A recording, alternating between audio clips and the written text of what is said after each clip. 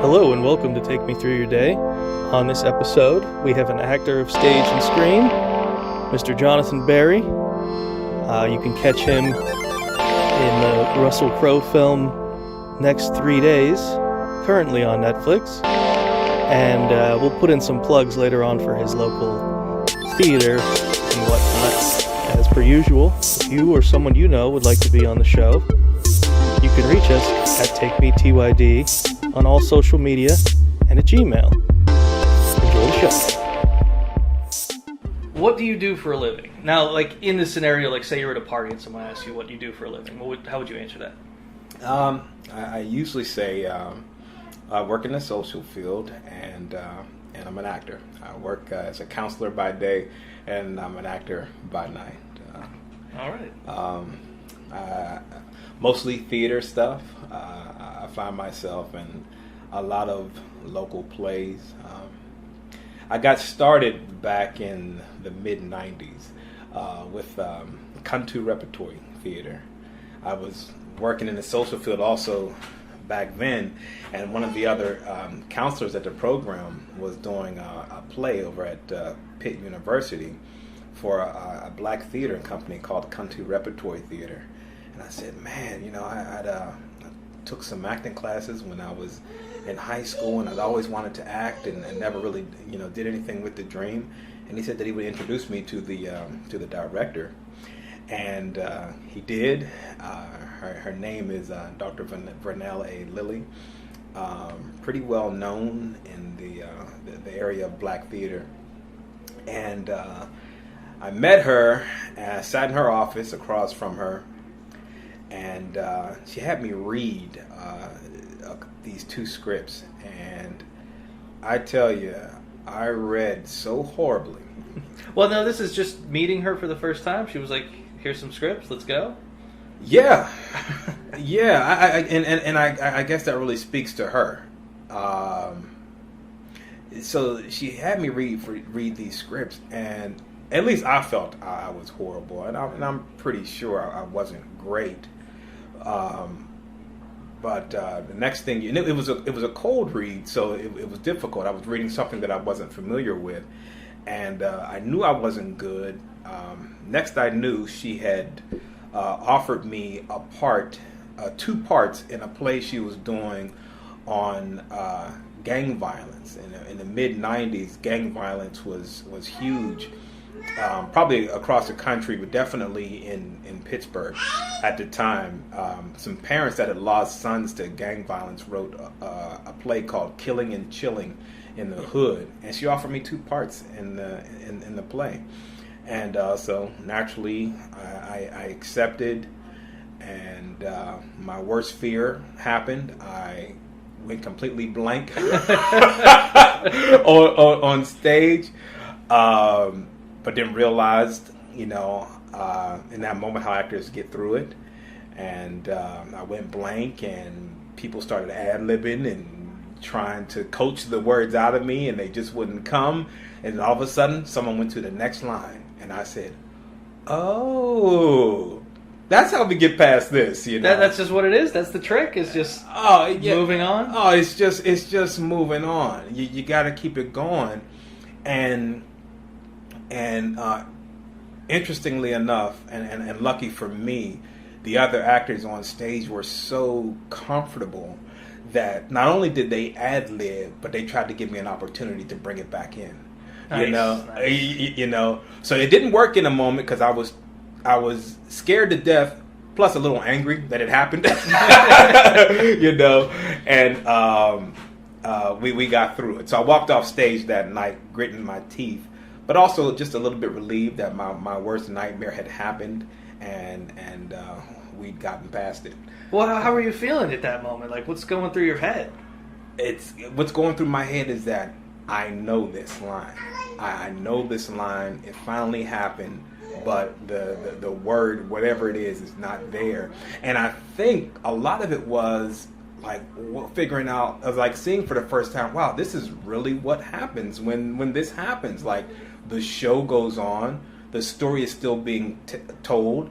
They went off script to tell the story, but the story's still being told, and I'm still in the moment, and the show didn't stop, and no one got their money back, and and life went on, and I think part of what kept the lines from coming to me, now it wasn't only just the fear, it was just all these dynamics floating around in my head, and really seeing how it worked. I think I was just fascinated and scared to death at the same time. Okay, so like when the show's over and all is said and done, how are you feeling about acting at that moment?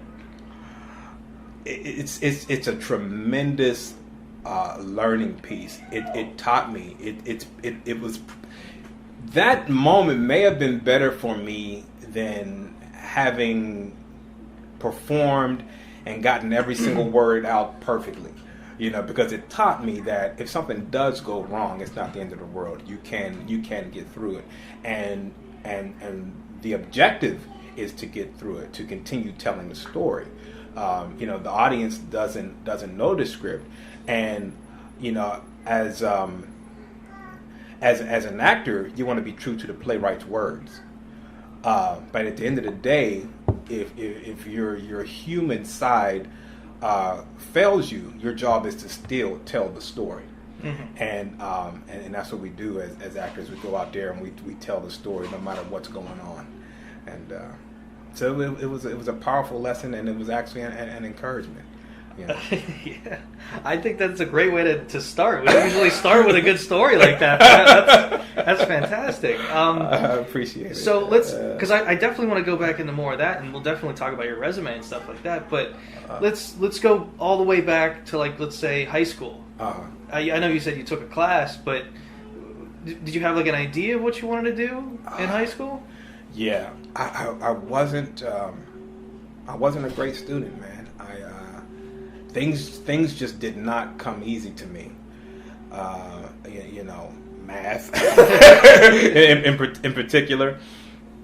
And I had a teacher say one time, "Jonathan, you're always a couple steps behind everyone else," and that was my life in school.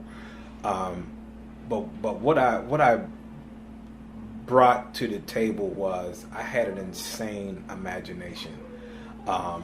I just couldn't imagine, like when we were playing something, we were playing a doctor, or I'm a superhero. I really had to become this guy. You know what I mean? I mean, right down to, as an African American, our hair doesn't always flow in the wind. So if when I was a child, if I was Superman, I'm tying a handkerchief or a rag to my hair. So when I ran, my hair blew in the wind like Superman or Bruce Jenner or one of those guys. Yeah. And but whatever I had to do to sell it, I'm going to tell you this story, whether or not it should go in there or not. Go for it. And so I was so we grew up in a white neighborhood. One of the only black families, and probably at the time the only black family in our little cluster. And we had a real good friend named Buddy, a white guy that would play with us all the time. And Roots was real popular when I was a kid. And so we decided we'd play Roots. So we had this guy chase us around with a stick. and my brother and me and my brother and sister are like, "Oh, don't whip us, Pastor! Don't whip us, Pastor!" And I'm trying to remember my mother's reaction to it. That was my next question. Did anyone see that? I think Mom at one point saw it and put a stop to it, but I think actually it was hard for her to put a stop to it because I think she found it so amusing, And when you're kids, you don't know better. But at the same time, you kind of know it's kind of controversial. Yeah. But you're a kid. Let's play around with this. Let's have fun with it. Yeah, it's something you saw on TV. Let's do it. Yeah, let's do it, and we did. But just to speak to and then the neighbors would see this and kind of look and just kind of grin wow. Wow. But I guess kids will be kids. But just to speak to my wild imagination and how I just commitment to the role. Yeah, I couldn't. You're just I'm playing the part. I had to play the part and do it well. You know what I mean? It was more important to me that I was doing it and doing it well, and that it was realistic, and that it was just what I had seen on TV. So, or what I thought real life would be like, you know. Yeah.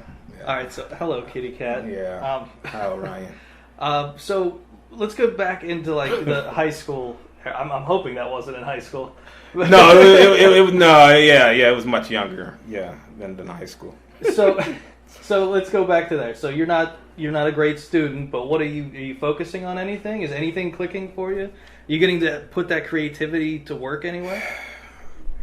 So I think I guess what I would have probably gone to was that, you know, with feeling, with knowing that, you know, things didn't catch on to me very quick. I didn't see myself at the time going to college and pursuing anything in college. So I think for a large part of my life, high school life, I didn't know really what I would do. The dream was acting. I even had a dream of being a veterinarian at one point because I always had a love for animals. But again, you know, this guy that was horrible in math and just couldn't get it, I just didn't see myself literally being a veterinarian. So, you know, it was there was a lot of bull. There was some bull there. I even volunteered for a veterinarian all through high school, but always in the back of my mind knowing that's probably not what I would end up doing, because, you know, school was just getting through school, getting from grade to grade was so hard for me. Well, volunteering there, was there any kind of path to maybe get into that field in another way other than being a full-blown veterinarian? I be honest, I just didn't see it for myself, and most of the people close to me, or most of the adults around me, other than my mother, must have felt that way too, because I wasn't really encouraged, you know, to do anything. So and that's tough. When you're a kid, and especially in high school, you learn to walk around like you don't care about nothing. Mm-hmm. But the problem with that is people really think you don't care about nothing. Yeah. You know? But, you know, I did worry about my future. I did want more out of life than just walking through the hallways with a leather jacket on trying to look cool, you know. But no one reached out. You know, people think you are the way you are because that's the way you want to be, and that's not always the case. Yeah. You know. So I went through school and graduated by the skin of my teeth, having not pursued anything seriously. There was a school called Columbia School of Broadcasting. It was a trade school for broadcasters or DJs or whatever. And I did about a year of that, but I just wasn't focused. I just wasn't focused enough, and I did like a year of it and then kind of let it fall to the wayside. It just wasn't clicking for you. It just didn't really do anything for you creatively. Man, it was when I actually made it. When I got there, when I was supposed to be there, and I actually got a chance to spin records. It was amazing. But I think I needed more encouragement. I think I needed more support in the area of, hey, you got to really stick with it, and you really got to believe in yourself, and what you're doing is great. And there just wasn't a lot of that in my life at the time. I'm not sure why. I can't remember the dynamic. I know the only person that really pushed and cared about my success was my mother, because she always thought that I would be great. Yeah. You know what I mean? And but other than that, I was pretty much on my own, and I wasn't able to motivate myself enough, and I don't think believed in myself enough to kind of see it through. So that kind of fell by the wayside. My sister, my big sister, I come from a family of professionals, oddly enough, which has really shaped me. And my sister's worked in the social field, and she knew a guy who worked for a drug and alcohol program for adolescent adults. I was washing dishes at a Chinese restaurant at the time, and I told her, I said, I wanted to do something that would give me an opportunity to kind of give back, and I could see myself doing that. Mentoring people in some way, and so she told me about this gentleman and said, hey, why don't you write him a letter, telling him, talking to him about what I'd like to do with myself, and I did, and he contacted me. He was the director of this drug and alcohol program for adolescent girls, and he ended up hiring me. So I became a counselor there, and I met a guy about my age, mid-20s at the time, and he was doing a play with the Country Repertory Theater, and that's when that all and that's how those two stories meet up. Yeah. But just to touch on the counseling thing for a second, is that something you had to be certified for? Do you have to do anything, or is that just they bring you in and tell you this is how it goes? Just like that. Now it's probably different. You'll probably have to walk in the door most places with a bachelor's degree or a lot of experience, and it wasn't like that back in the day. You could go in, and in a lot of places there were incentives to help you go back to school and things like that, and so there was a way in for someone who was willing, and when you think about counseling in the social field and things like that, if you're a positive young African American male, you're needed. You're needed because the people you'd be working with see so little of that. So there's an opportunity for you to help others while learning and building your own resume and things, and so that was that. Working with people has always been a passion because it always gave me an opportunity to connect with people, and just from me sharing what I've shared, you can probably hear that I've had a degree of hurt in my life, and that just gave me a chance to connect to others that for whatever reason were hurting too. Yeah.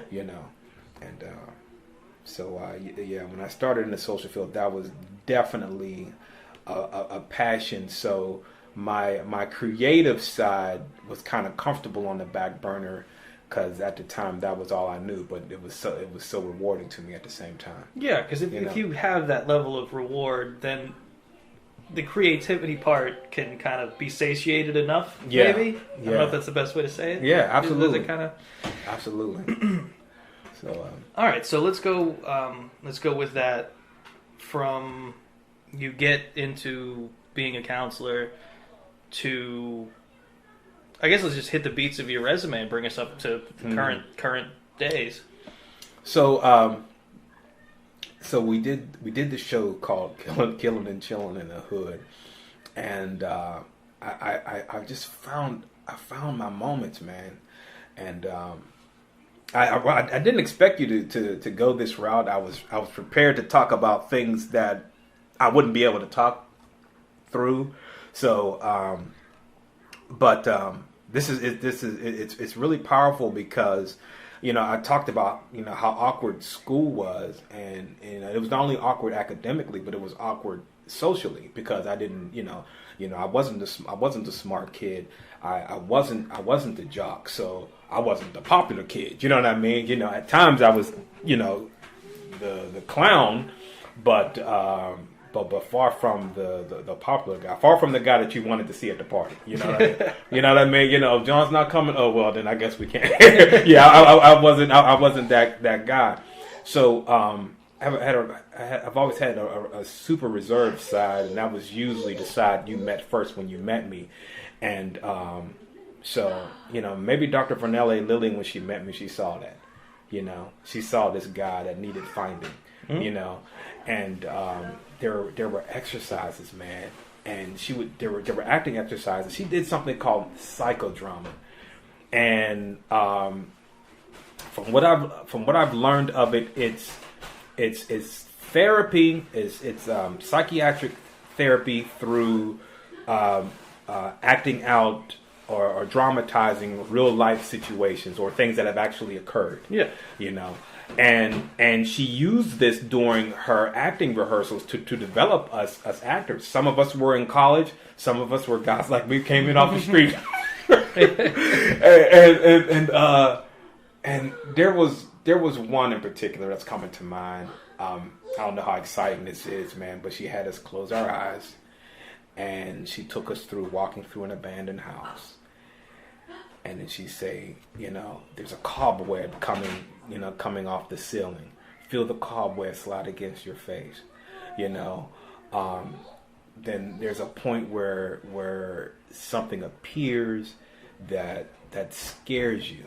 But she spoke in a way that she said something to the effect of, find the deepest part of your soul. Find that fear and bring it out in the deepest, heartiest scream you could. And it was like she hypnotized us, or caused us to hypnotize ourselves. And I did it. And she would do these exercises, and it became my outlet, because it gave me an opportunity to connect to that side I would never let out under any other circumstance, than that situation right there. And once I realized that I could connect to that in an honest and real way. Look, it took me back to roots. It took me, it took me back to playing doctor and trying to be Superman and Bruce Jenner. It took me back to those days of creativity. That place that I knew if I allowed myself, I could go. And through those exercises, it taught me that I can do this in a way that not too many other people can do it. Mm-hmm. I can tap into that because, first of all, it's in me, but there's so much in me that I haven't allowed out, that once I tap into it, it's going to be powerful. And once I realize that, it served me well over the years as an actor. So specifically speaking, those type of exercises, because I know there's a million different types to do, but that's what really got you to channel that part. I've never been asked to break it down that way, but yeah, that specific exercise, and I can do, and yeah, I can do it because there's just so much there to pull on, So we did Killing and Chilling in the Hood. It went well. It was timely. It was timely. I can't recall how moved people were by it, but I remember having good audiences for it. Seeing lots of people come out to it. And the story we told was really powerful. A kid was shot in a play and dies, and and a lot of people coming out to see the show had experienced that in real life. Yeah. So it was a powerful piece. There was another play called it's called Sacred Ground, something Sacred Ground, or On Sacred Ground, and I don't remember what it was about, but I do know that was my first time with playing around with a female counterpart. And I gotta tell you something, man. As the guy, didn't have a girlfriend in high school, but I got the chance to play the sexy guy. I mean, we just, I feel it's kind of corny saying this, but I got a chance to do that. And I believe my second play before an audience. And, she paired me up with this young lady, and Dr. Vanelli Lilly again. She's not only the founder of the Country Repertory Theater, but she directs the plays. She directed the plays at the time also. And, she would coach us and talk to us. And she had a weird way of insulting you into doing what she wanted you to do. Yeah. And she said to me, something like, "You're not sexy. I need you to be sexy, like Marvin Gaye and da da da." So I started listening to Marvin Gaye music, and again, just always being that dreamer of a kid, I could connect to an artistic thing, very, very easily, and just kind of pick up the vibe of it. Marvin Gaye, when you look at him, he had the raggedy beard, just a plain natural hairstyle, but there was a sexiness about this guy. And it wasn't just because he was a good singer. This guy just had he had it. Yeah, you know? it's a whole thing. Yeah. He had it. Whatever that is, he had it. And so when she said that, I looked at him and I knew what I had to do. So I was able to capture that, and we did the show for a bunch of Pitt college kids. And at the time, I'm already an older guy compared to a college kid. I'm probably in my mid to late 20s, and but the girls came to the show, and I did like a little shoulder shimmy and a slide and a spin or something like that while I was trying to romance this girl, and the audience went wild. And so here's this awkward guy from Clairton on Pitt University campus making the girls scream. So my life was changing, man. Mm-hmm. You know, my life was changing. I was discovering not only that I had a talent, but I was discovering that I was attractive, or that I could be attractive, that I could even be sexy. Well, that was going to be my next question. Like, how does that make you feel? That you got to a point where you could act this certain way. Does that start to change your psyche a little bit? You have to get a little more confident in yourself? Yeah, man. I mean, in life, not just in the play. Absolutely, because what you start doing, I think, is you start acting in real life. You become these people. You become who you need to become in that moment. Mm-hmm. You know, and so there were times where I could become angry when I needed to get somebody off my back. I could become the sexy guy when I wanted to be charming. You know, and I can go back to shy, awkward Jonathan when I was just comfortable being shy, awkward Jonathan. You know, yeah. And so yeah, and like you mentioned before you started recording, it's like I had never been asked to break it down in this way. So while I'm talking about this, light bulbs are going off all over the place, because it's like, yeah, this is what was happening to me. Yeah, that's the idea. During that time. Get those light bulbs flashing. Yeah. So yeah, it's so my life started to change. I took a couple years off after that particular show. Not sure why. And I think so after the second show, I was still this awkward guy. I probably, even though finished product, I would give a good performance, I was still this guy, struggling with the memorizing of the lines, really pulling teeth to get me to come out of myself. So people may have enjoyed my work up until that point, but I wasn't the go-to guy yet. I was far from that. You know what I mean? So a couple years went by. I think it came back.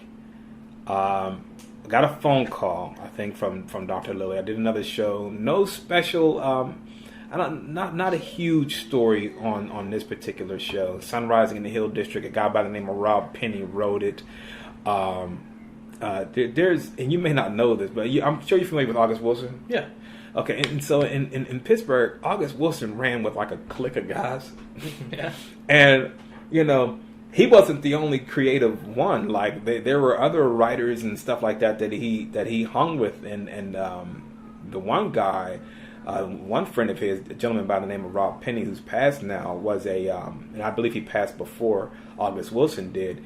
He was a playwright as well, and sort of like Country Repertory Theater's resident playwright. And he wrote a couple plays that I was in. One was Sun Rising on the Hill District, and I forget the name. I forget the name of the others. But I came back after a couple years, and I did one or two of his plays. And after the second one, I spoke to the director, and she was telling me that there's a play that she's doing, and I think she had someone else in mind for the part, but she was telling me about it. I'm not sure why, but she said, that she didn't see me as the lead, because I think I was interested, because I heard her talking about it, and I said that I was interested, but I think the parts had been filled except for I think the main guy And she told me she didn't really think she saw me for that, because at the time I was still very shy and kind of awkward. And turned out this guy was this pimp guy from the 20s and the 30s, pimp gangster from that time. And I just looked at her and I said, I can do this, And at the time, man, I was just such an unassuming, innocent-looking guy, man.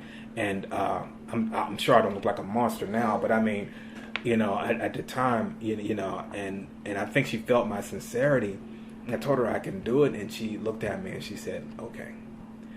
And I think if this woman didn't have so much, respect for me, I don't think she would have said that. But at the time, she seemed to be rather fond of me as a person, and I guess, like I said, felt my sincerity. So she gives me the part. I didn't audition. She gives me the part, and she says, this is your role or whatever. I worked my butt off, man. And I said, this is my opportunity to show people that I can do more than play a detective. I can do more than play a teacher. I can do more than play the love interest of a hot chick, And I worked real hard, studying the lines and stuff with my partner at the time, and I just created this guy using characters I had seen in my life. I used like Snoop Dogg, Morris Day, Snoop Dogg and Morris Day from the time. Merged those two guys together. I feel like there might have been a third, and I came up with this pimp gangster character, and I knocked their socks off, man. There's something that there was an acting exercise that we did called Hot Seat, where the director would ask us questions, but we had to answer in character. Mm-hmm. And I just came up with this elaborate story, and I don't know how elaborate it was, but I could go back to their childhood, to when my character and the other sort of title character in the play and how they met, and it just kind of spoke to where I was going with my creation of the character, and the director and my castmates at the time really seemed to be impressed by it, so I think that experience kind of cemented me as the actor, and from there, one of the other actors asked me to do a show called Black Nativity, and Langston Hughes wrote Black Nativity, and it's a beautiful play. We do it in Pittsburgh with African dance and drums, and the first act is Mary and Joseph traveling to have the baby Jesus.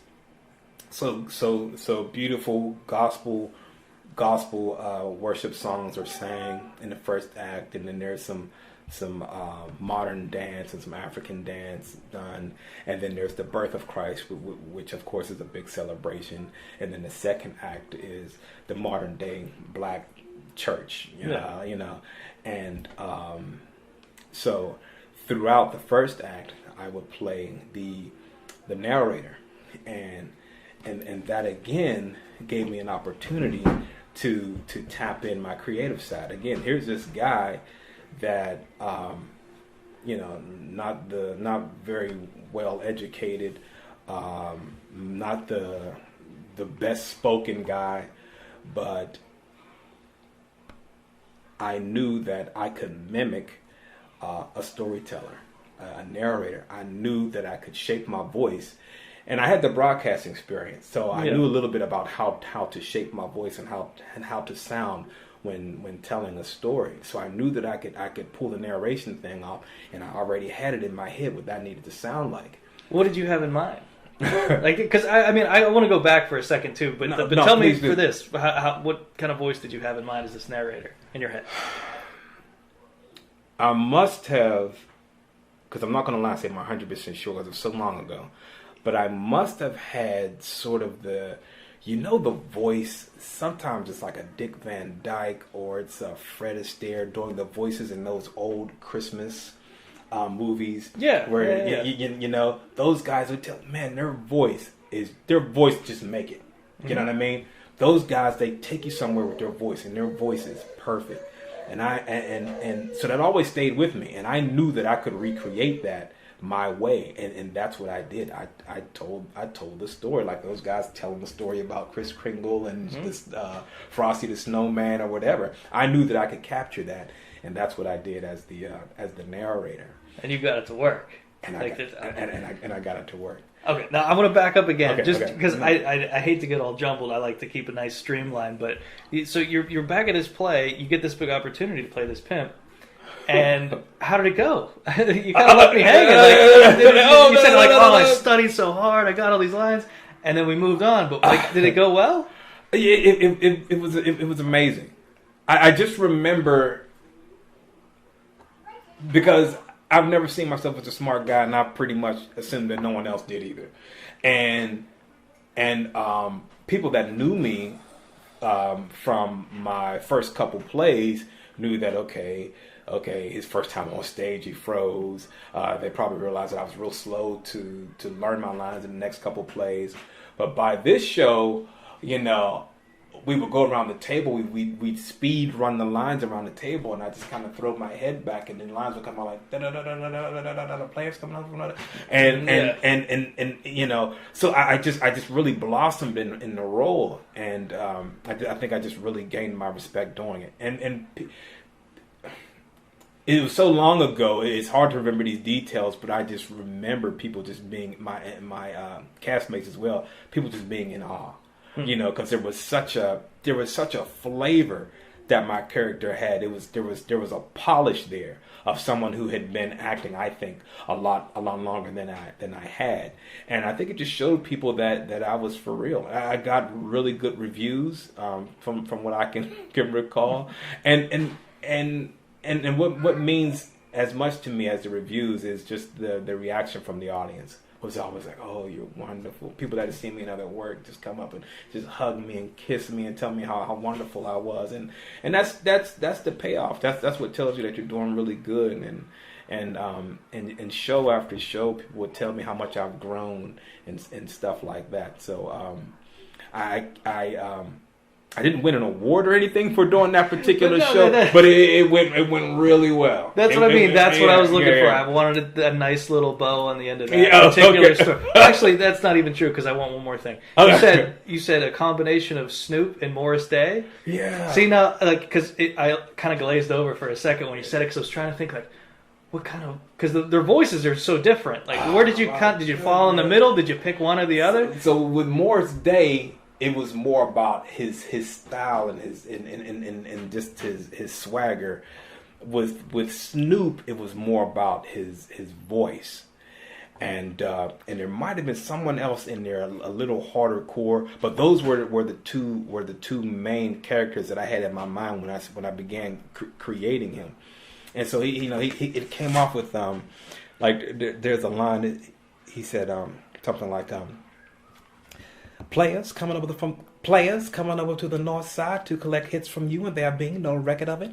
Now that, plus the numerous cats that are just too happy to bend my ear about you, it all adds up to a loss of trust.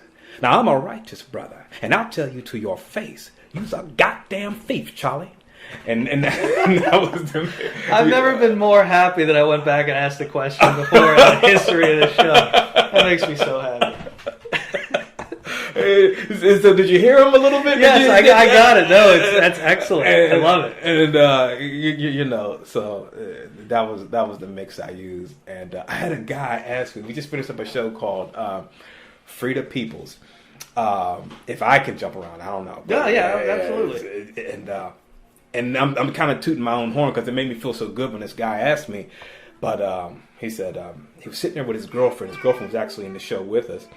At the cast party, and he said, we were wondering, when you do your sermon in the show, because I played a preacher in this last play, He said, "You sound like a mix between Denzel Washington and Martin Luther King. But at some points it was Denzel Washington, but Martin Luther King all the way through." And I just kind of smiled. It made me feel good because what happened was, and I don't think any of my castmates paid a lot of attention to it, but I had to come up with a New York accent, and I had never seriously done a New York accent before. And I knew if I really pushed it, it would sound crazy fake. You know what I mean? So I decided to just. I noticed. I saw something on YouTube. And they talked about the New York accent being in the front of your mouth. And when I listened to the New York accent, I noticed that they dropped the R's. And so I did that. I said, well, let me just try to drop my R's. Keep it in the front of my mouth, and it really did start to shape my words. Now, when you do that, as a guy with my voice, you sound a little bit like Denzel. You do. You sound like Denzel. And I said, well, if I sound like Denzel doing it, Denzel, I guess, is from New York or whatever. He has that strong New York accent, and so I'm sounding like Denzel. But as a pastor, when you're playing a pastor, there's something Southern that kind of creeps in for whatever reason. It kind of always does. Even if it's not in the South. Yeah. There's a little bit there. Yeah, there's something Southern that creeps in. And I think that's where he got the Martin Luther King thing. And I told him, I said, you know what, I'll tell you later. I'll tell you after our last show if you really want to know, but I never got a chance to tell him. But that was the mix. It wasn't Martin Luther King on purpose, and it really wasn't Denzel on purpose, but I was okay with sounding like Denzel. Yeah. Yeah, I love hearing about stuff like just you're dialing it in. Just you sitting at home alone trying to how do I do this? All right, I'll try this out. It's nice. So and it's funny, telling them okay, now how interesting is this to someone who's not an actor? You know what I mean? I'm like, I'm not worried about it. That's kind of the point. It's like if you want to listen to the show, you're probably going to find the thing that's attracting you to it anyway. Okay. So I imagine if someone's listening to this, they want those little details. They want every little crumb they can get because it's some of this stuff people just don't talk about. Yeah. I mean, at least, now that in the world of podcasts, there's probably a million people that are really diving deep, but you get the idea. Yeah. Well, it's exciting. It's exciting to me. It's exciting to be able to talk about it because I was tickled that this guy would ask me that. Now I may actually call him just so I can tell him, Yeah. Because no one had noticed. No one ever said, "Hey, I noticed you're using a New York accent," because they were in New York to for the play was set in New York, and but no one I think worked on an accent. But I thought as one of the key players in the play that I should play around with that. Absolutely. Anyway, so that's good stuff. And the show went really well. Yes, all right, perfect. Yeah. So I would say, let's streamline a little bit of the resume because we didn't even start the show yet, technically. Oh wow! The show was going through your day. Oh wow! So wow. let's bring us up to now. Let's just hit some beats of. What was the last one we talked about? The Nativity one. Mm-hmm. What time are we talking about? Remember what year? 2000 was the first year I'd done it. Okay, so 2000. Let's bring us from 2000 to now. Okay, so 2000 was my first year doing this show, and I'd come back every year since to do it. So I guess we're looking at my 19th. I think this will be my 19th year in December, and it's been amazing. And when I find myself talking about the show, I always tell people that. What keeps me coming back is that there's always something. There's always a challenge, and forgive me for always coming back to the awkward stuff. No, it's good. People need to hear that. Well, the cast for that particular show is always huge, and not everyone in the show. It's more gospel singers than actual actors. Yeah, and so they're not as connected to how hard it may be for some people, for the people that call themselves actors, for some of us to really get into character, to really focus. And, And I'm one of those actors that when you see me go up to rehearse, I'm not going to always look polished. Sometimes, sometimes I'm going to stumble. Sometimes I'm going to look afraid. Sometimes I'm going to look like I don't know what the heck I'm doing. But by the grace of God, man, when I take that stage, good or bad, I'm for real. Yeah. And but not many people understand the process to get there. Yeah. People think, okay, well, you're a professional or you've been doing this for a long time. I feel like people expect me to look so polished all the time, and that's not me. Now, don't get me wrong. There's a lot of actors out there who make it look a lot easier than I do, but there's usually some growing pains, man. You'll make a mistake and people will start laughing sometimes, and right when you need your environment to be as focused as possible, so sometimes it's hard. Sometimes it's hard to when it's an actor has to be able to walk and chew gum and then do something else at the same time, and before the muscle memory kicks in, a lot of times that's really, really, difficult. And it's definitely difficult doing it in front of a bunch of people who are looking at you to perform and don't really understand that this is the process that you have to go through to get to that polished outcome on the stage. So that's why that show's always been a challenge, because for some reason, I told my wife that for some reason, when I go back for rehearsal for that show every year, it always feels like I'm just starting this. It's like, okay, I'm acting for the first time now, because of the environment. It's these folks don't know what you have to do or to prepare yourself to get to that performance level place. They just know that you're out there messing up, and they think it's hilarious, and. So, you'd think an actor would be a lot tougher that way in terms of, people looking at you while you're trying to work. But, for me, it can be really hard sometimes. It can be really hard. So, but the show, you get the reward always comes. I'm a very spiritual person. I was brought up in the church. I don't attend church regularly like I did when I was a small boy. So the show gives me an opportunity to get closer to God, especially when I have an opportunity to play the pastor in the second act. So the show means a lot to me, and I have a lot of spiritual moments on the show.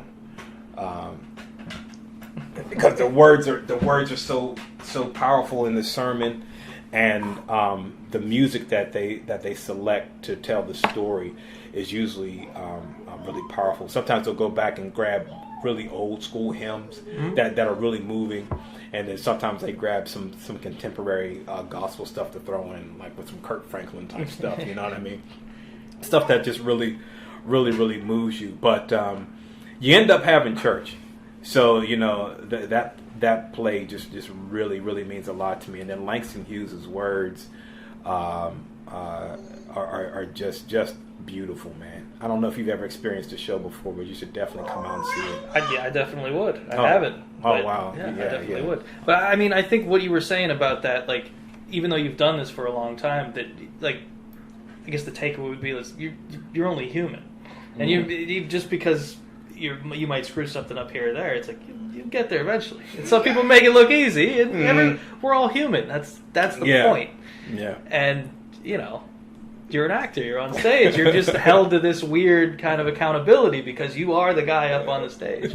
But it's just human, and that's I think that's a good takeaway from that. Yeah. So, all right, let's get to now. What else? Is there anything else you want to catch us up with, just to throw in there? No, I guess just pretty much what I said, that it's been a good place to grow. Okay. To grow, to play around with my characters. I've had an opportunity to play the same couple roles year after year. So a lot of actors don't get an opportunity to, that's gotta be great. add and perfect and to polish a character the way I've been able to do with the narrator, the storyteller or griot, and the pastor in the second act. So it's been an amazing ride, and those social barriers, having to face those year after year, as horrifying and scary as it can be at times, it's been good for me as well.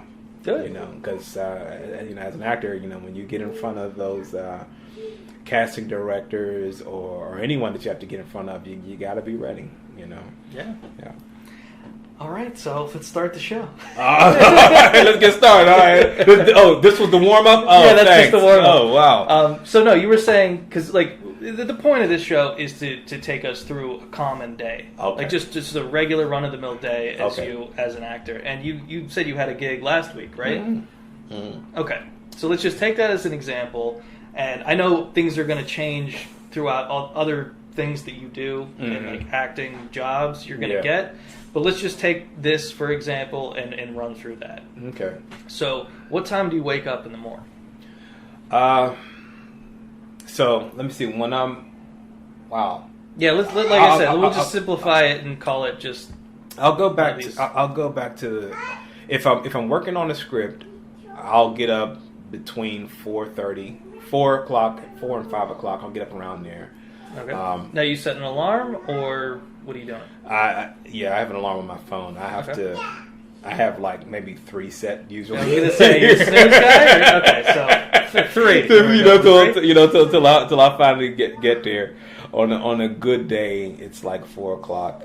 You get up, and I'll study my lines and exercise a little bit. I'll do some crunches. I'll do some push-ups. I'll try to spend, as far as my lines are concerned, half an hour to an hour on them. And then if I have the time and energy, I'll run to the gym, get there around 7:15, do sometimes less than a half an hour's worth of a workout. But that workout gets me through the day. What are you doing in that half hour? Like, do you mean just a quick rundown? There's a step machine. I get my cardiovascular in. I hit that, then I'll go back and I'll hit the. They have the sloped ab machine. You can kind of lay down. Do the do your ab workout. Then there's pull-up bars, and I'll do a few leg raises on those to isolate my abs as well. And then I'll go either do a leg workout with the squat machine, or the leg press machine, or I'll hit another major muscle group by hitting the bench press. And then I usually don't have time for all of that, but if I move really fast, I can get a lot of it in. All right. Yeah. All right. So after the gym, what's going on? I jump in my car, run home, jump in the shower, and then I go to my 9 to 5. And I'm there till 9 to 5. I work in the social field. I work as a counselor in a mental health agency, and it's sort of a day program for adults that are trying to achieve their recovery goals. So it's wide open. I don't have an office. I don't have sessions with people per se. People are approaching my desk all day. I'm on the floor sometimes working with them. We have a work order day area, so I may be working in the kitchen with someone. I may be cleaning with someone. I might be at the computer with someone. And so the day doesn't calm down until around 4 o'clock. And that's when I'll sit down and do whatever notes I have to do. Sometimes it's just decompressing. Yeah. Because the day can be heavy at times. Sometimes people are arguing and upset with each other, or they're just having they're just in a really bad way, and they're counting on us to kind of guide them through that situation. So sometimes my days are really heavy, kind of stressful, and So I need some time at the end of the day to kind of decompress, and I need not to be kind of moving fast. So I spend a lot more time at work than I should, because I spend the end of my day just kind of decompressing and just moving at my own pace. And then if I'm working on the show, I'm probably trying to get to a rehearsal by 6:30. All right, so let's back up a little bit, because I mean, I get a million questions about your job, but that's not what this is about. So okay, we can talk about that another time. Sure, but sure. let's say, is it 5? Is that when the end of your day is? At the 9 to 5 job? Yeah, it's 5 for me, because I usually, especially these days, I get there around 9ish. It's not a hard 9 o'clock there, because my leave time isn't a hard leave time. So we'll say, yeah, it's around 9 to 5. The program closes at 4, so I have that hour to just kind of decompress and get my head together, get my notes done, and then from that point, go to rehearsal if there's a rehearsal schedule. Okay, so let's say that there is a rehearsal schedule. You get out. I mean, again, like, it's just because the acting thing's so all over the place. Where are you going this past one? How far is your commute from work to the rehearsal? Okay, so from, I don't know if your viewers will know, but from downtown Pittsburgh to Homewood, this last one usually takes less than a half an hour. Yeah, I'm gonna say that's not too far, but 5 o'clock, that kind of changes everything. Right. Yeah. So right. you listening to anything on this commute? You have anything going on? Do you have music? Do you have books? What are you doing? Man, you're good. Oh man. Okay, so if it's a play, if it's a rehearsal I'm going to, I'm probably stressing about lines. There's a good chance I have my lines memorized, recorded into my phone, and I'm playing them in the car. Oh, you're just playing your own notes back to you. Yeah. Okay. No, that's good. I think that's really helpful. I'm playing them in the car. If I'm not doing that, I really love reggaeton, hip hop, old school 90s hip hop, early 2000s hip hop, stuff that just kind of, just really, speaks to my soul. You know what I mean? And I love Latin music. I love salsa music. Oh yeah, before we started recording, didn't you say you were taking some salsa classes? I took them years ago. I used to salsa dance socially quite a bit, and whenever I could sneak away, I'll go. Whenever my wife thinks I need to go blow off some steam, she'll say, "Look, go dance." I'm like, "But I feel funny not going with you." It's like, "Go dance," and I'm like, "Okay." I love it. I love that you said that it's like a social thing. Like, what got you started with that? What sprung that up in you? We're back to the awkward stuff again, and we're really back to the dreamy stuff too, man. It's like, grew up watching. I've always been an artist at heart. Watching Fred Astaire and those guys, and I've always had a love for dance and couples dancing and just the classy refinedness of it. You know what I mean? So I don't know. I met somebody, and one day, and she told me that she Latin danced, and she told me where to go.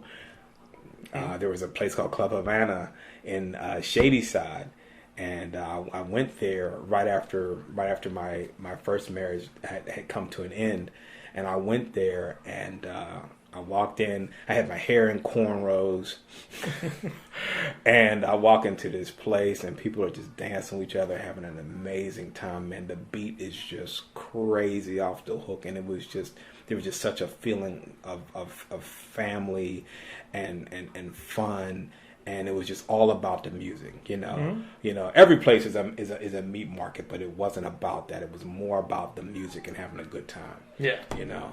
And that's where I kind of fell in love with that music.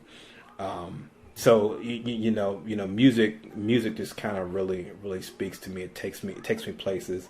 It brings past events, to my mind, and it takes me to another place. So music is great for me when I need to kind of relax and when I need to be somewhere else. When it's like sometimes I know I need to be studying lines or listening to my lines or whatever, but I just need that time to just kind of escape. You know? Just get out of your own head. Yeah. All right. Yeah. Good answer. You got all good answers. Oh, this whole interview has been great. Awesome. So you're on your way to the theater for rehearsal. Walk me through some of that. What are you doing for? Okay, I'm on my way to the theater. Yes, you're on your way. You're listening to your lines. Oh, okay. Or perhaps some reggaeton. Whatever. So you get there, and now what? What's the story? So I get there. Depending on what's going on, I'm rushing to get into the space, and the director, I have everyone usually sitting in the auditorium, and she'll talk us through what's going to happen during that rehearsal. We're going to work the first act. We're going to run it 1 or 2 times. We're going to tweak the trouble spots, and then probably get out of there. A lot of times You're to run the whole thing. Or the just first, the first act? The first act. Okay. The first act. And depending on the director, the first act. Usually at the beginning of a rehearsal, we're focusing on maybe the first couple scenes in the first act or getting through the first act. The first thing you do when you start a play is you start blocking it. Blocking it is knowing where you're going to be when you say this and when you say that, knowing basically just creating the framework of a scene, before the acting even really starts. Knowing you're going to go over here and turn the light on when you say this, you're going to close the door when you say this, you're going to walk upstairs when you say this. And once you have that in place, that's the framework, and then you start developing the character and the scene within that framework. Yeah. And that's the blocking a show is the first thing that happens in rehearsal. That goes on, depending on the director, till about maybe 9. In the beginning, we were getting out of there 9:30 ish. Closer to opening night, it was like 10 o'clock, or later sometimes. And that's the process. Doing that about 6 days a week. And 6 days a week for how many weeks? 6 days a week for usually no less than a month, sometimes more. So, and this last time around, we had Mondays off, which is kind of common to have Mondays off.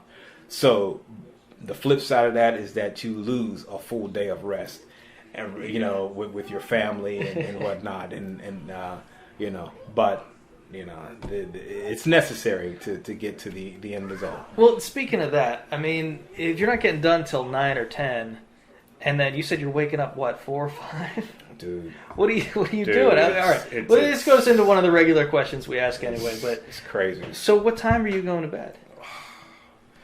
As soon as I get home, my wife is so amazing. She'll and this is new. Didn't always have a new wife, but in this particular case, when I lived in Clarendon and didn't have a car, this was much more difficult. Yeah. But the fire and the hunger was so much stronger then too. Yeah. Because I was literally hungry. at the time.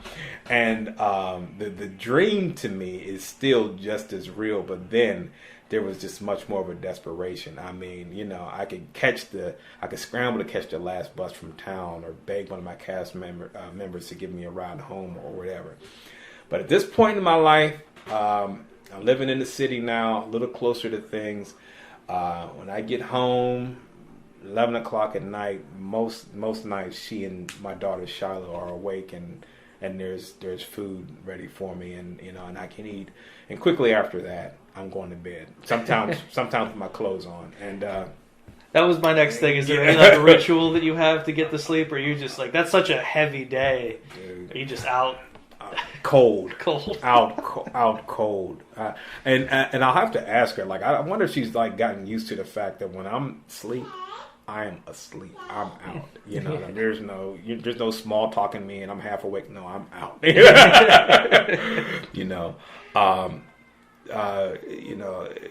Being so tired that you sleep that hard is kind of a gift and a curse.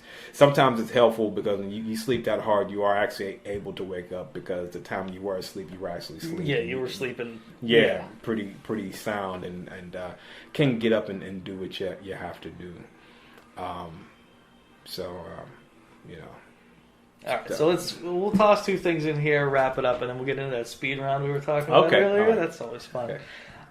So do you have any stories that like stick out? Something that you think would be helpful, or something you think would just be funny or interesting, just in your whole career of pursuing the acting thing? Man, I've really told you. That's what I mean. Like, you don't have to think too hard about it, but if something comes to mind. Yeah, So the dream for me is to be on the big screen in a major way. Mm-hmm.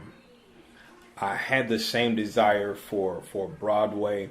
If it happens, that would be absolutely amazing. I don't have the same kind of faith in at this stage of my life for my ability to take it all in and be ready for such a big stage. But that might just be a little bit of a cop out. You know what I mean? But the dream has always been to be on the big screen. And I got a call to audition for something a few years back in 2009. And I auditioned. I remember not thinking I was doing really well. And I remember it was weird because the audition turned out to be different from what I was actually cast for. I hear that kind of happens a lot. Yeah. I don't know anything about it. I've just heard it. Yeah. So, there's local talent agencies here. The agency that I was working with at the time, I had kind of gotten close to it. That's my daughter Shiloh in the background, by the way. She's excited. She's a little fussy right now. It's getting kind of late for her, but the agent at the agency called me and asked me if I'd be willing to come to play a part in a movie that was coming to Pittsburgh, and I said that I had to work and that it probably wouldn't happen. So what happens with me, as great as the opportunities may be, if it's not something really huge, I can't really justify missing work to do it, because then I'm pissing my team off, and I just, as much as I want to achieve this dream in the way that I'd like to achieve it, I can't afford the additional stress. And so she said, "You don't think your boss would let you play a part in a major motion picture?" I said, "Okay, I'll talk to her." So I worked it out. To my surprise, my boss at the time was fine with it, and I got on the set and I was running. I'm fast forwarding to when I'm on the set, and it was crazy because I ran about an hour late. Can't remember why I was so late, but I had a hard time getting there. So I get there an hour late, and a lot of times on movie sets things are behind anyway, so it really didn't throw their system off. Good. So I get there, and one of the production staff said, "Well, do you have your lines?" And I said, "I didn't know I had lines in there in this, and they were like, "Yeah, So she kind of it's gonna be pretty exciting to have that bomb dropped on you. Oh man, you got lines. And yeah. But see, here's the thing: it wasn't exciting at all. It was scary. Sometimes when these opportunities come along, all you want to do is stand in the corner, so yeah, I was afraid, but she gave me the lines. She looked at me and she gave me this look like, can you handle this? Like, are you going to be okay? And she could have been thinking, I don't know what, like, I don't got time for this bullshit. That's probably more or less what it was really about. But so she handed me my lines, and I'm going through it in my head. Just my natural anxiety that I've had my entire life. It just kicked in. So I'm wondering how I'm going to get through this and be comfortable enough to deliver these lines or to make these lines stick. So we ended up rehearsing, and we did it over and over and over and over again.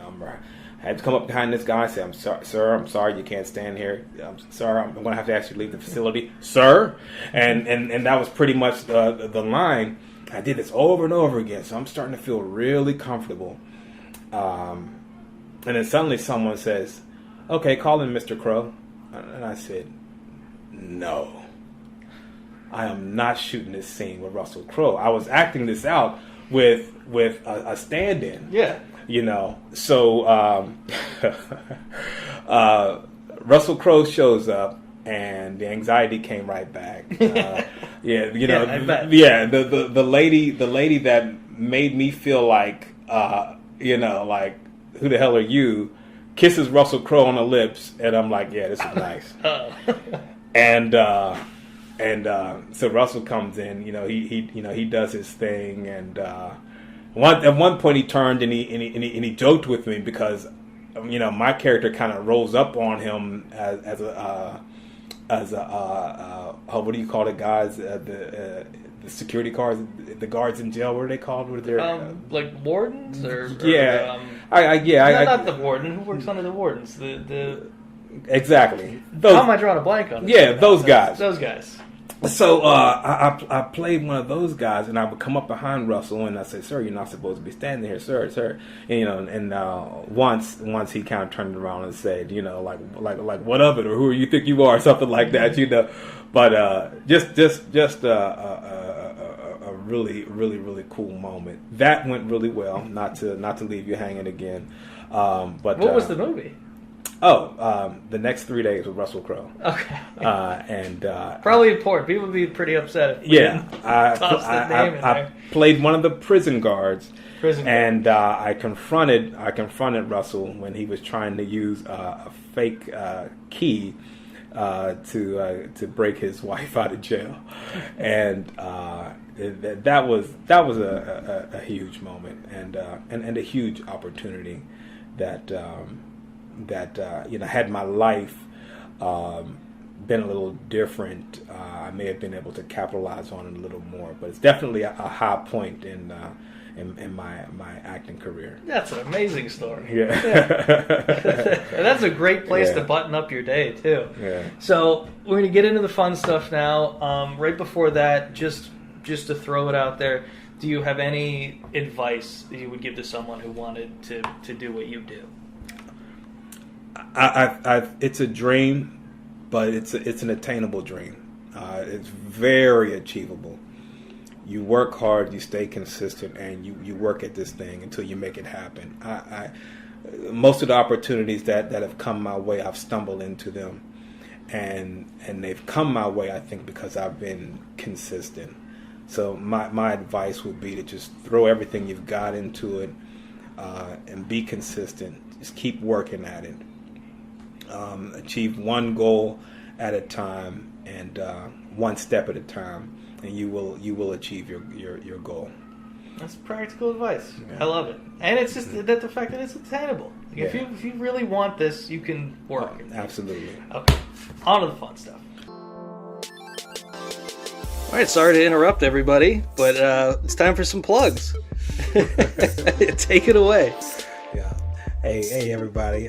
Listen, it's been about I guess a year since we originally recorded this, and COVID-19 brought along a lot of changes, including a spark of creativity myself. So I started the YouTube, which I believe we discussed in our prior interview. I started the YouTube show called Dream Unrealistic with Jonathan Berry, and got into the season of COVID-19, I had the idea of starting a Facebook group, also titled Dream Unrealistic with Jonathan Berry, where I would post daily videos about my acting and just life journey, while encouraging others to pursue their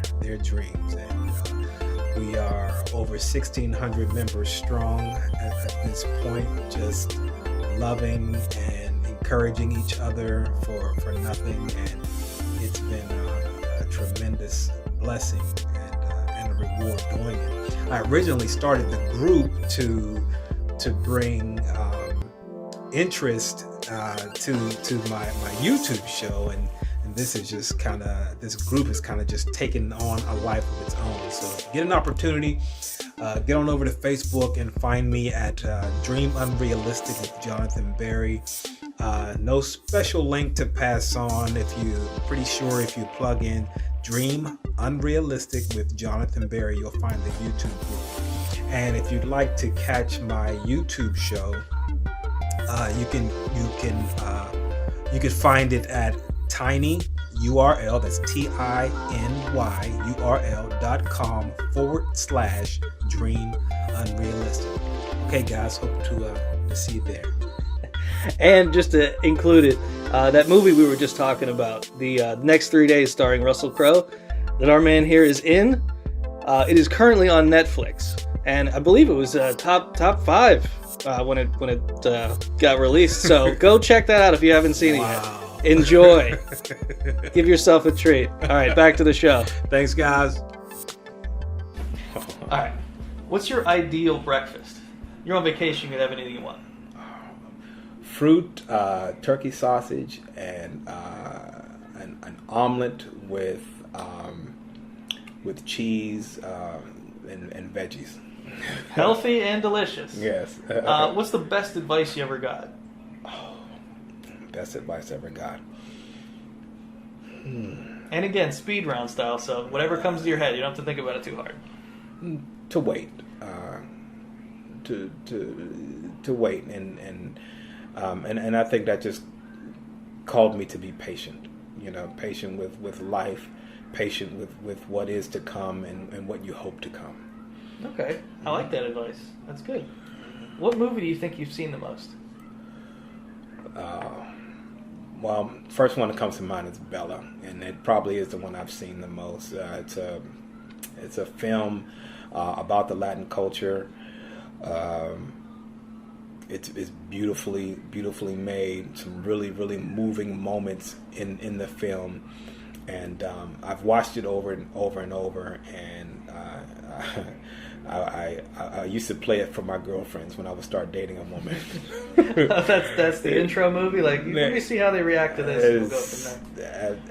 Absolutely true. The movie means a lot to me, so I share it with people I care about. Yeah, I like that. Biggest fear. Biggest fear. Wow. Biggest fear, other than losing my daughter or my wife, would be wow. Since I have to be honest, man, my biggest fear right now would probably be dropping everything and going to Hollywood or New York and making a go of it there. That's the biggest fear? Fear in that it would cause I would have to say goodbye to the foundation. There's no safety net.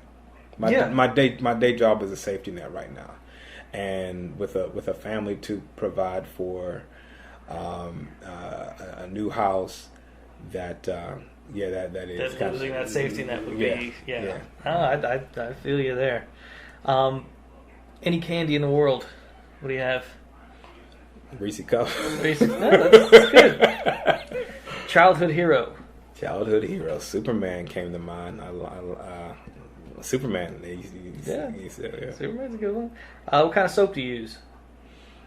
Body wash, liquid body wash.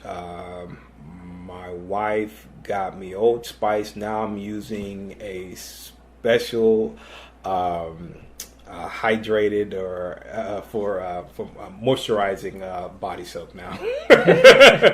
All right. If someone gave you $1,000 right now, what would you do with it? Pay my union dues.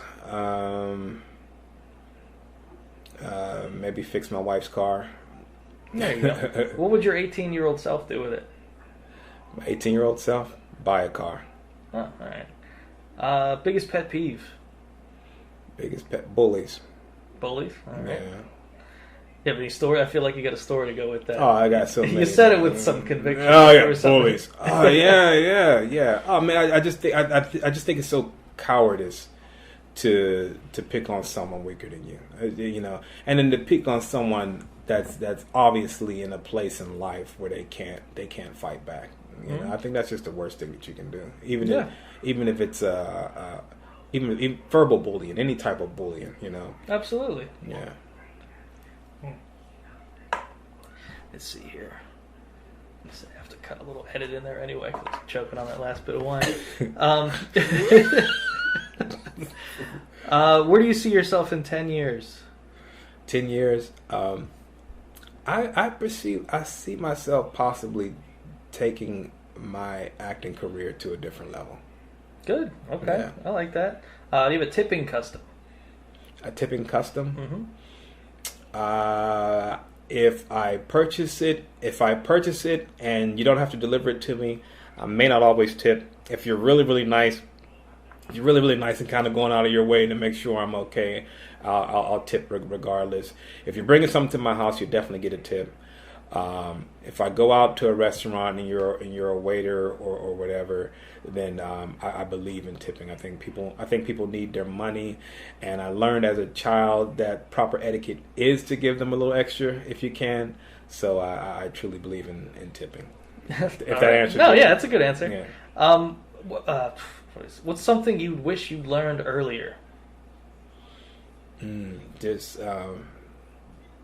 don't know, maybe just some things that speak to maturity. I'll tell you what it is. I learned somehow I grew up as a kid with this idea that a man is king of his castle, and that not that like he could boss his family around, but that what he said goes. And then I realized, growing up and meeting people that were mature and that realized that being the head or any type of lead is about your example.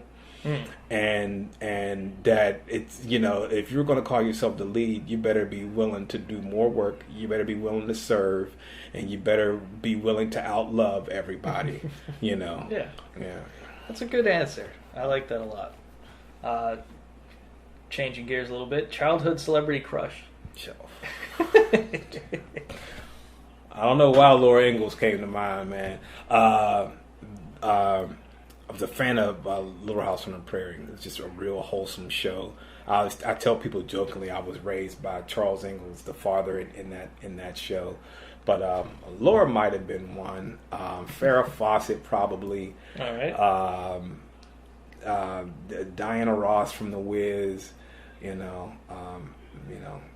Different ones like that. The girl from Coming to America with Eddie Murphy, the girl he married in that. Yeah. I thought she was amazing. That was the black fairy tale for me. I saw in your eyes as soon as you said that. There's the aha moment. I remember now. Yeah, all right. What's one thing you would change about yourself? I wouldn't be so damn afraid. Yeah. It's. I spoke earlier about discovering certain talents, and there's no reason to let fear keep you from following and achieving your dreams. Solid. Nothing to fear but what fear itself, right? Mm-hmm. Yeah. Yep. What's the hardest time you ever laughed? I have a cousin, and he and I get on the phone. We laugh really hard about the silliest things. I wish I could pinpoint one. Okay, it's a goofy thing. We were watching a boxing match, and the announcer said, "And he's just peppering them with a right." And he and I, we thought it was so funny because we just literally pictured someone with a pepper shaker. Just that means the punches were just peppering this guy, you know. And we just thought that was the funniest thing, you know. Yeah. Oh, that's fantastic. I love a good specific answer. Guilty pleasure. Oh, guilty pleasure. Well, not so much of a guilty pleasure because I realized that I was a diabetic back in October of 2018, which is why one of the reasons why I stepped up my workout routine. So that's relatively recently. Yeah. Now I probably had it a lot longer.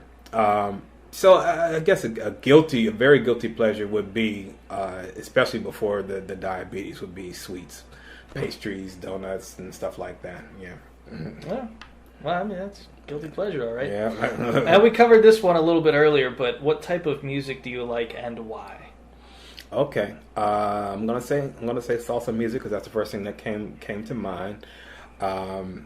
And just the way it makes me feel, it just takes me to a place, and where I don't have to talk. I can do all my talking and communicating with my dancing. You know? All right. Yeah.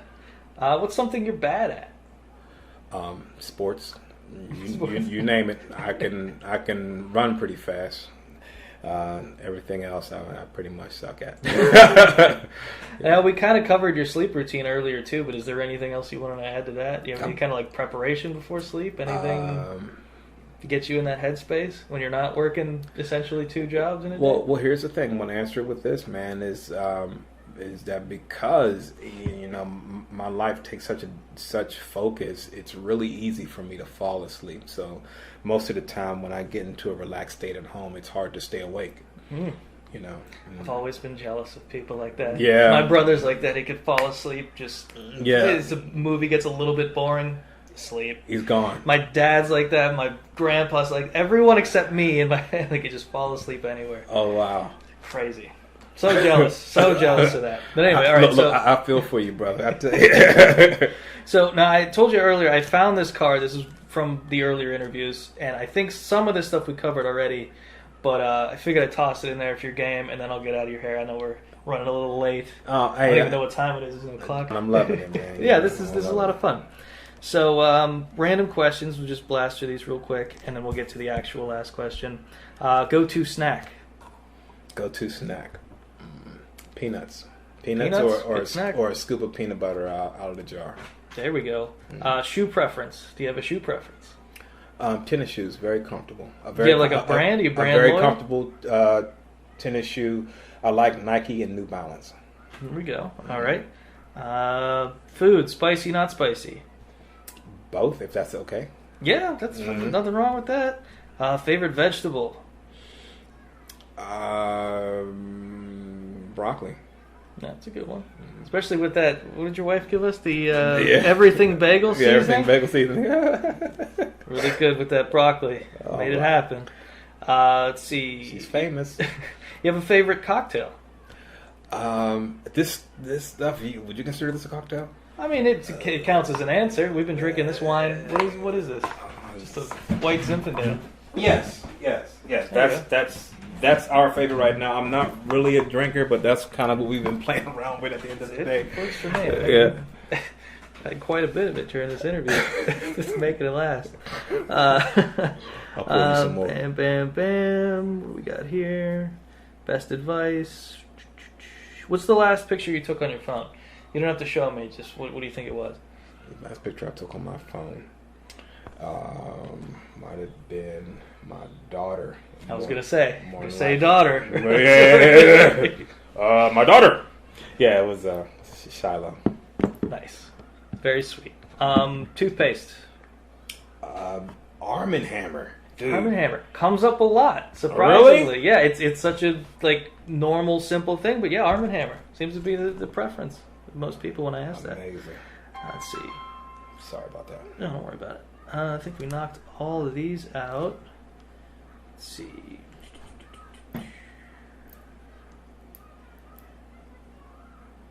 Yeah, that covers it. Now, just for the last question, we'll wrap it up.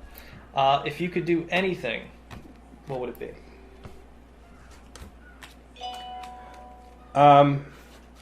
If I could do anything, get that one gig that allows me to say goodbye to my day job, which is which has been my second passion for about 18 years, and go full speed ahead with the acting.